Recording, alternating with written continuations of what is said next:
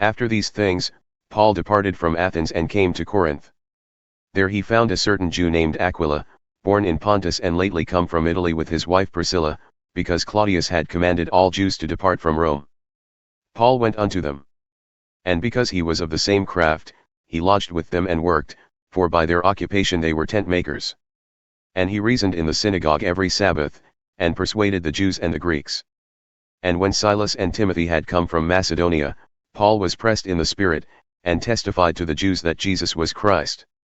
But when they opposed themselves and blasphemed, he shook his raiment and said unto them, Your blood be upon your own heads, I am clean. From henceforth I will go unto the Gentiles. And he departed thence and entered into a certain man's house named Justus, one who worshipped God and whose house was adjoining the synagogue. And Crispus, the chief ruler of the synagogue, believed in the Lord, with all his house. And many of the Corinthians, hearing, believed and were baptized. Then the Lord spoke to Paul in the night through a vision, saying, Be not afraid, but speak and hold not thy peace. For I am with thee, and no man shall set upon thee to hurt thee, for I have many people in the city. And he continued there 1 year and 6 months, teaching the word of God among them.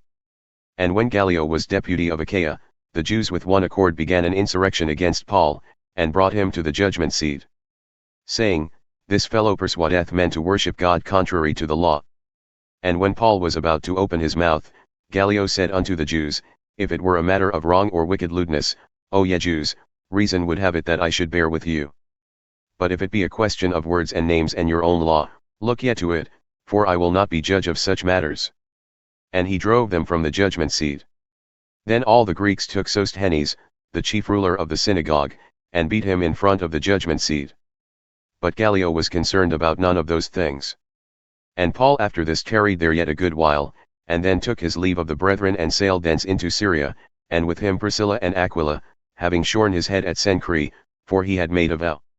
And he came to Ephesus and left them there, but he himself entered into the synagogue and reasoned with the Jews. When they desired him to tarry a longer time with them, he consented not, but bade them farewell, saying, I must by all means keep this feast that cometh in Jerusalem, but I will return again unto you, if God wills. And he sailed from Ephesus. And when he had landed at Caesarea and had gone up and saluted the church, he went down to Antioch. And after he had spent some time there, he departed and went through all the country of Galatia and Phrygia in order, strengthening all the disciples. And a certain Jew named Apollos, born at Alexandria, an eloquent man and mighty in the Scriptures, came to Ephesus.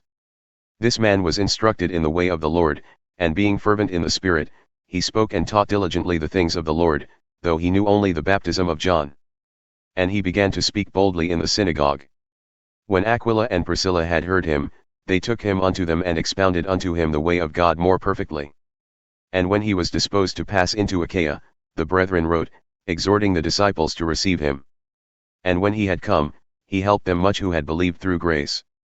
For he mightily refuted the Jews and that publicly, showing by the Scriptures that Jesus was Christ.